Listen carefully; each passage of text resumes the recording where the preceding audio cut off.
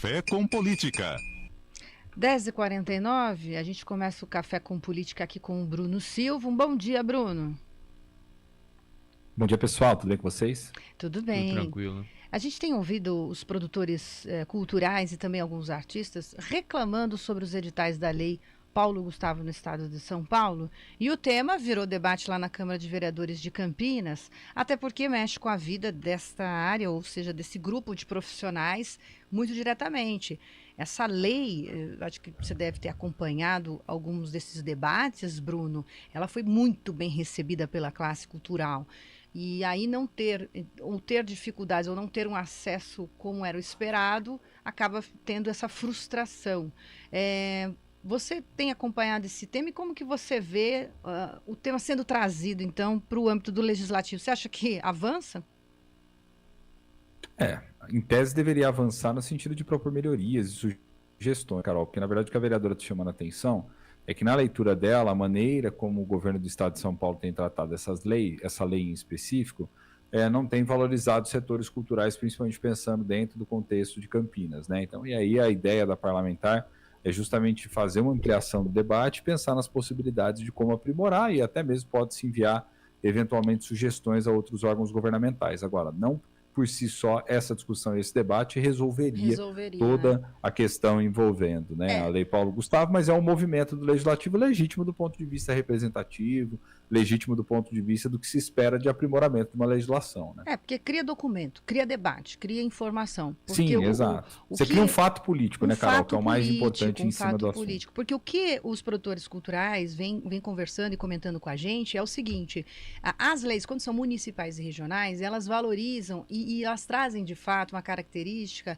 do que há de potencial na região. Então, você consegue fazer regras que estimulem pessoas que realmente têm projetos para poder trazer e para poder fazer a diferença na comunidade.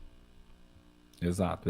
Acho que esse é o principal movimento que a gente espera, né? E a vereadora, nesse sentido, está chamando para si algo que é dentro do seu campo de atuação e de representação política.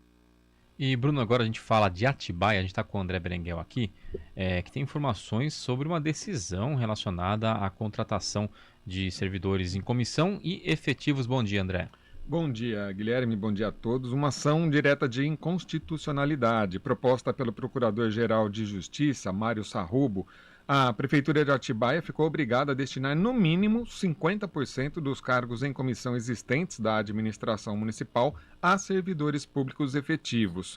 O acórdão dá um prazo de 180 dias para a retomada ou para a tomada das providências cabíveis por parte da administração. Além disso, também atendendo a pedido do Ministério Público de São Paulo, o Judiciário considerou inconstitucional um artigo da lei que estabelecia 10% como mínimo das funções comissionadas a serem ocupadas por funcionários efetivos do município. Segundo o acórdão, esse percentual é insuficiente para que se atinja o estabelecido pela Constituição.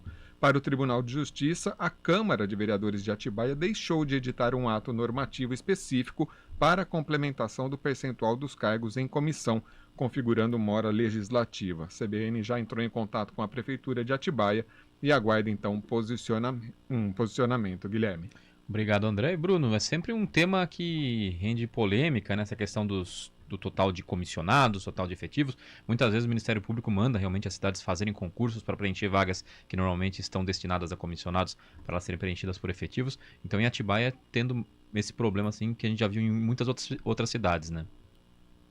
Não é um problema novo, como você chama a atenção, né, Guilherme? Eu particularmente tenho um posicionamento sobre isso que eu acho que deve manter o equilíbrio, né? O equilíbrio eu acho que é sempre a melhor saída por parte da administração pública, por parte da Câmara Municipal, enfim, de todos os órgãos de maneira geral. Que equilíbrio é esse que eu estou fazendo referência, né? Você tem que ter uma proporção de funcionários comissionados e você tem que ter uma proporção de funcionários efetivos de carreira, né? Quando a gente fala em funcionários comissionados, não que aqueles que sejam efetivos não possam ocupar também cargos em comissão, porque eles podem, mas quando a gente fala nisso é pensando principalmente nos aspectos políticos da organização toda, né, Guilherme? Imagina você, um vereador, tem uma determinada orientação política, privilegia uma determinada pauta, um determinado conjunto de temas, e aí você tem ali junto a você um assessor, por exemplo, que não é necessariamente alguém que se identifica com você, com a sua corrente política, com a sua vertente e tudo mais. Isso pode trazer problemas ou até mesmo dificuldades de diálogo, de comunicação, de avanço com os projetos, né? Então, acho que são coisas diferentes que a gente tem que sempre mencionar. Geralmente, esse assunto dá muito problema associado ao legislativo, Legislativo. O Ministério Público, muitas das vezes, também não é novidade